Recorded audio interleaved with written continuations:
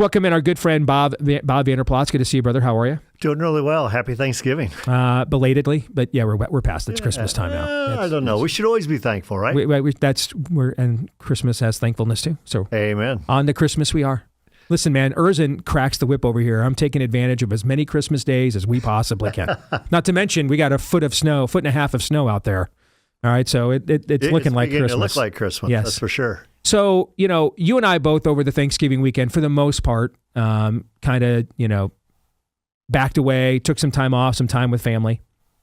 And when you and I were talking this morning and just kind of getting caught up on where things are, we got into an organic conversation that I think we should extend to this show, because we're working so hard right now to reach the young men, and I I'm getting my itinerary set for America Fest here in a couple of weeks. And so, of course, I've thought a lot about Charlie here in the last few days as I've been, preparing that and prepping that. And, this was so central to his ministry, to his cause, was reaching the young men. And I said something last week that I think, there's going to be a revolution among our young men, Bob. I think that's just apparent now. What's debatable is the type it will be. Will it be Jacobin? Will it be French Revolution? Power to the people, and then, a reign of terror follows. So it's based strictly on anger and frustration. Or will it be the American Revolution? No king but Jesus. We're sending Geneva Bibles to every home as an act of Congress, right? Will it have a higher moral calling than just your frustration with elites that hate you, so that you then end up becoming exactly what you claim to once oppose? And I think it's going to be the older men that are going to decide this. And I think whether or not the older men step in now to actively disciple the younger men, and more importantly, emulate that which they are, model that which they are discipling, that these are not just phrases. And I think for a lot of us now, I hate to say this, I'm 52 now, I'm in the older men category. You're 10 years older than me, so I get to say that about you. But I'm going to catch up to you eventually. He loves, no, I do. You're not. I do. You might get to 62, but I'll be 72. Yeah, I know. I'm probably eventually going to catch up with you, I'm guessing. Okay.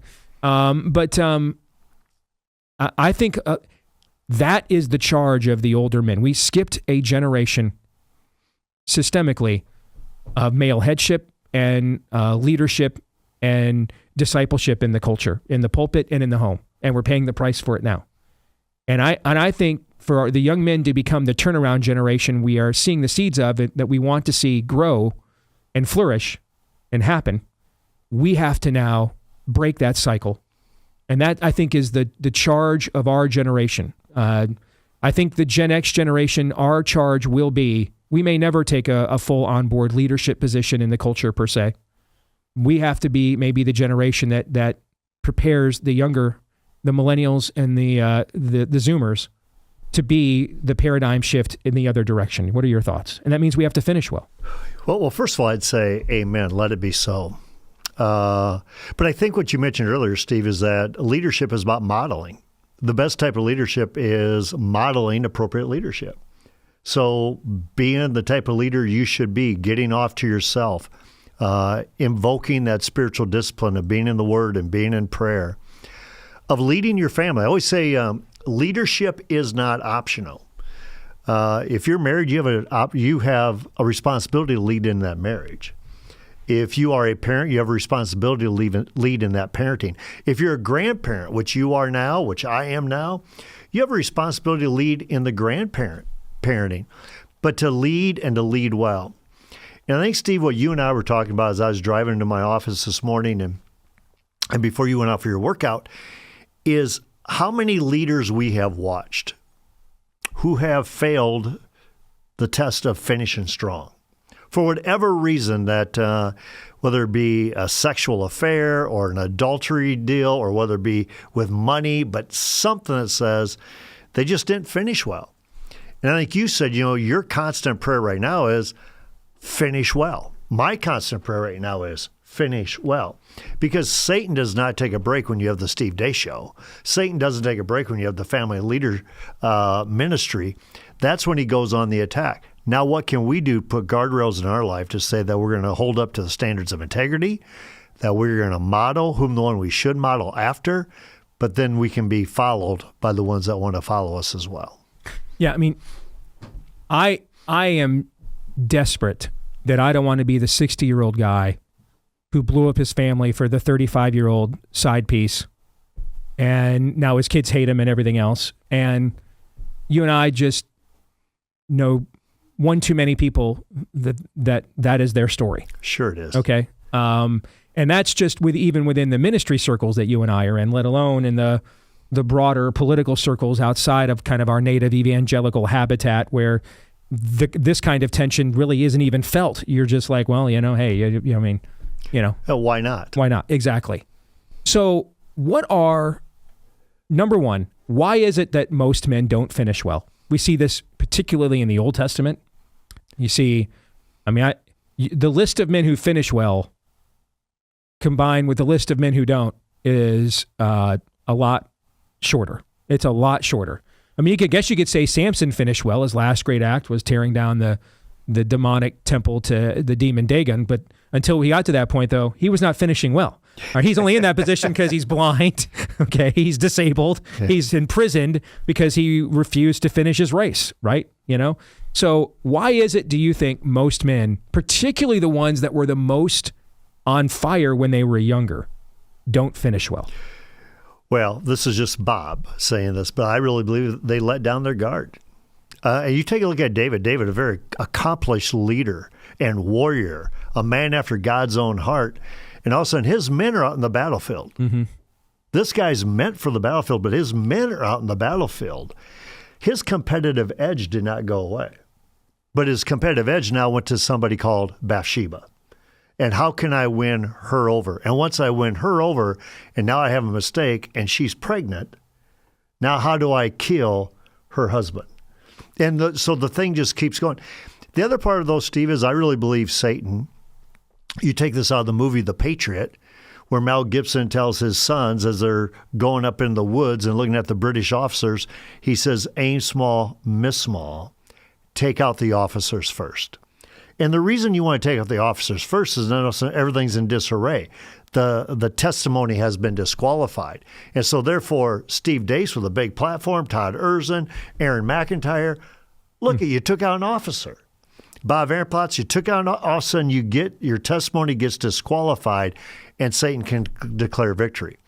But I believe that's why Paul instructs us in 1 Corinthians 16 to be on our guard. Be on alert. Stay on alert. Understand where your weaknesses are, where Satan has the ability to creep in, and put guardrails there to make sure that does not happen. And I got to tell you, see, I just had a guy who emailed me over the weekend, a former peer of mine. He's retired now. But saying just on his heart and in his dream is men with integrity, men with integrity, men with integrity. And that's really what we're looking for. We're looking for men with integrity to champion their marriages and to champion their families. So it sounds to me like the first step you think is you have to be self-aware. Amen. That you have not arrived. That you've not matured to a point now that, you can tiptoe through the raindrops. And, I love my sports analogies, and you have a sports background too. So we always have sports analogies when it's you and I, but the classic, whether it's pick a great coach in any sport and they'll say the most dangerous time for a team is when everyone's talking great about them, right? Exactly. Telling you how great you are. Maybe you let your guard down a little bit. Okay. Maybe you don't finish that rep. Maybe you don't give that kind of an effort. Maybe in the next game, you're like, well, maybe I can kind of, go for mine a little bit more. I don't have to play defense this hard, that kind of a thing, right? Okay. There is a self-awareness factor. You have to understand from a Christian worldview, this side of eternity, you never arrive. You never arrive. That's also why Paul does not say win the race. There's a day that you get a certain place with how fast you ran the race, but instead to finish the race. It's the finish that is the win. It's not win, place, or show. Were you 6th? Were you 7th? Okay. No one's keeping score. It's pass, fail. Did you finish the race, right? And you don't know when your race ends. And that's the first thing for us, for we men in this situation, we have to be cognizant of that, is that literally today could be the last day of your race. Did you finish that race? Yeah, you go back to Paul, and Darla and I were just in Greece. And when you're in Greece, you see a lot of these places that were dedicated to sports. Paul uses a lot of sports analogies, by the way. 1 Corinthians 9. Yeah. He says, I make every one of my punches count, and I beat my body, I make it my slave, so I am not disqualified for the prize. What he's saying is that I'm taking my body under control. I'm not going to let my body lead. That's where men get into trouble. They let their body lead. And Steve, since I'm 10 years older than you, I can tell you, as you get older and you have more discretionary time and you have a lot of trophies in the back. In the springtime, when kings went off to war, David stays behind. And all of a sudden, you start letting down your guard. Like, you know what? Darla and I have been married 42 years. We're good. I would not take that for granted, that you're good.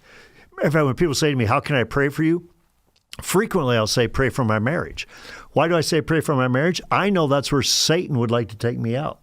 Take you out of the marriage, and that way what is? You just disqualified yourself for the prize. All these people that were looking up to you, they're no longer looking up to you. That's why it's be on your guard, be self-aware.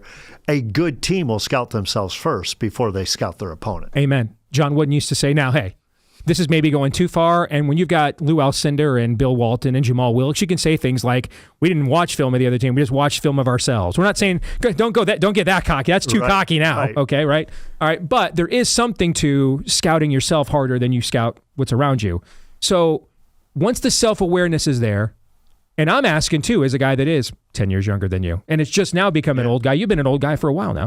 Okay, so what safeguards? See, I can do this all day. Yeah. See, what safeguards do we need to put in place to make sure we finish well? What are the things? Once we're self-aware, then what do we do? Well, this is now not Bob. This is Paul. Paul in 1 Corinthians 16, after he says, be on your guard, he says, stand firm in the faith. And meaning stand firm in the faith is, are you engaged in a church? Are you in his word? Are you anchored in prayer?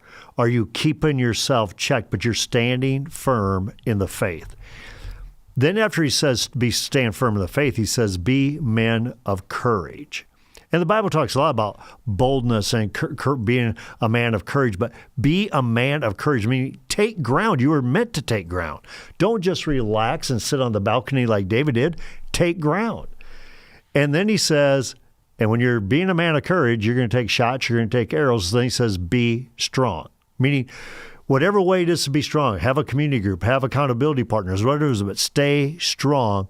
And he says, do everything out of a heart of love. Do everything as an act of love. And I believe if you do that, 1 Corinthians 16, verse 13, 14a, and that's the verse on the bottom of all my emails, that is a very practical verse that guys can embrace and say, that's how I finish strong. How big is having accountability around you? I think it's because I think that's a major thing. Is we reach a point in time where we it's not just that we think we've arrived. I got about a minute and a half to address this, but a lot of times the people around us think that we have. Oh, definitely. And making sure you are intentional about putting accountability and giving other men permission to do that, to perform that in your life. And the reason why Billy Graham still gets the shout out for the Billy Graham rule, that, I kept the hotel rooms to myself. I didn't travel with other women, didn't have lunch with other women, all that kind of stuff. That's accountability. He's putting accountability. He's putting parameters in his life. Who you're texting, who you're calling out to, what you're looking at on the screen. Mm-hmm. But you need to have accountability partners with you, and ones that you're willing to be transparent with.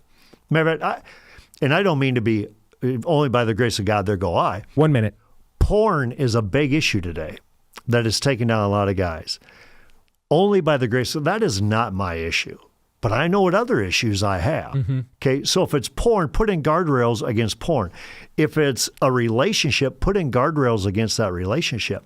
But you got to put in guardrails. You got to be able to be transparent with somebody that you know you can trust them with your life, because that's who you want to share it with as well. Good stuff, man. Appreciate it. You bet. God bless you, man. All right. God bless you. And it's Merry Christmas now. Merry Christmas. Merry Christmas. Love now. Christmas. Yep.